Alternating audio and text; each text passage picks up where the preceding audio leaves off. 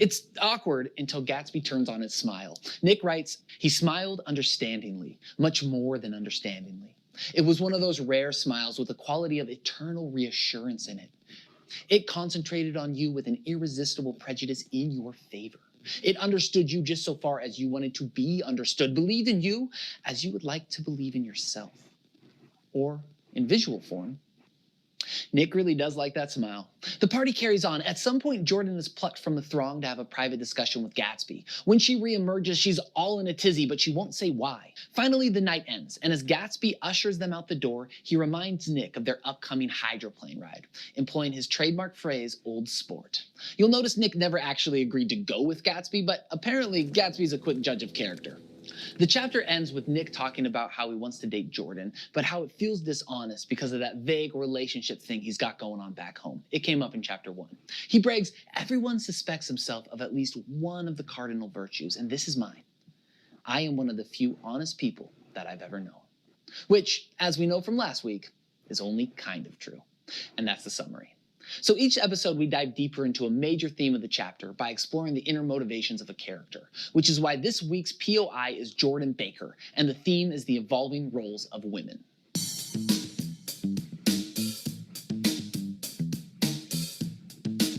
Who are you, Jordan? In a lot of ways, you're like the perfect counterpoint to Daisy. She's all bubbles and giggles and flirting, and you're grounded, level, aloof, and frankly, kind of cold. Where Daisy's identity is deeply attached to her family, you remain single. A girl your age with means, looks, and in 20s high society, single. That is something new. So Daisy represents the traditional roles expected of wealthy girls of this time. She is kept. She's a socialite, a housewife, and she's both supported and ensnared by those societal roles. But that's not really you, is it, Jordan? You have some things going on that Daisy would know very little about. Let me count the ways. 1. You have a job. You golf professionally, which is awesome, by the way. That means you have money both from your family. Okay, probably, like it doesn't really say. She has one aunt and that's it, but presumably there's an inheritance here. Otherwise, I don't see how she runs with Daisy. And you have money from your golfing, meaning you're at least partially self-sufficient. 2, you cheat. Evidently, there was a rumor you once moved a ball on a golf course. And after meeting you, I totally believe it. 3, you lie. Nick writes, Jordan was incurably dishonest. She wasn't able to endure being at a disadvantage. And given this unwillingness, I suppose she had begun to deal in subterfuges when she was very young, in order to keep that cool, insolent smile turned to the world and yet satisfy the demands of her hard-jaunt body. Which brings us to 4, you sex. The demands of your hard-jaunt body? Wow, that is a euphemism if I've ever heard one. 5, you date. You are escorted by an undergrad who's pretty sure this is going somewhere physical. And Tom comments on you running around in chapter 1. Being formally courted isn't really your thing, is it? Number 6, you drive. Admittedly, Daisy does this too. One time. It does not go well. So, generalizing here, but in the post-World War I economic boom of the 20s, the things on this list were relatively new for women. Well, not really. Like lying, cheating, having sex, holding a job, those things have been around, but a high society girl actively choosing these things unapologetically, openly, that was, socially speaking, pretty radical. The role of women was changing, and you, Jordan, you represent that change. Finally, it's worth noting that not everybody's on board with your crazy new lifestyle. There are those in the 1920 America who view the emergence of flappers like you, with your short hair and insistence on having all the same rights and opportunities as men, as a very real threat to the social fabric of society. And I know it's easy to dismiss these people as backward, small-town country folk with no real power, but I wouldn't. These are the same people who just managed to ban all the booze, and a lot of them are women.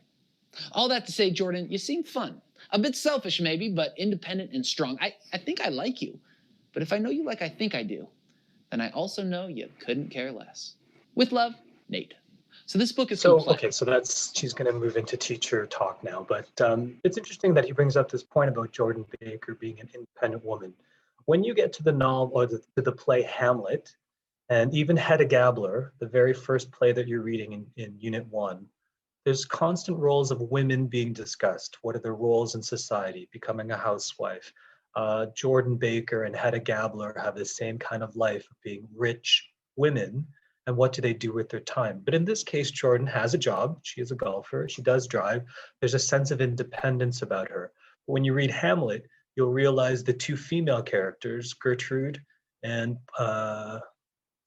Ophelia don't have a lot of power based on the time frame they live in. What's really interesting is today in the United States, the new president of the United States, Joe Biden, was sworn in, and the vice president, for the first time in history, is a female.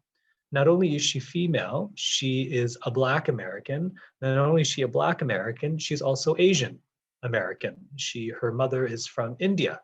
So she is the first kind of a BIPOC. BIPOC means a Black, Indigenous person of color, representing the White House, who's also a female. So the role of women have really changed in society, especially American society, because that's where The Great Gatsby is set, to today, where you can actually become the vice president of the United States. Now, it's taken a while, right? This book, The Great Gatsby, is about the 1920s. Right now, it's 2021. So that's like 100 years of transition. And United States has their first female representative in the White House at the top level. She's basically number 2. And if anything happens to the new president, she becomes number 1. But anyway, we'll leave it at that. So that's it for today in terms of One Day Ahead. That series of videos, if you want to watch them, they're a little bit more detailed, a little bit more explanation. Unfortunately, the host of those videos, he speaks a bit fast. So you can go back and watch them if you're at home, or if you have the link now, you can go back and watch them, or just go to YouTube and punch in One Day Ahead, Great Gatsby, and you'll be able to find them. I think maybe next week, depending on where everybody is, we might move into actually watching the video, like the actual movie. We'll see how it goes. Maybe I'll wait till chapter 7 or 8 to do that. But other than that, I know some of you are still on Unit 1 and 2, so it's okay. Just go back to the old videos and watch them. But I'm going to continue on with The Great Gatsby before we move on. The last thing I want to just outline is the assignments, the major assignment for this unit. So what we're doing are these journals, right? There's a quiz on Unit 9, but starting at activity 11,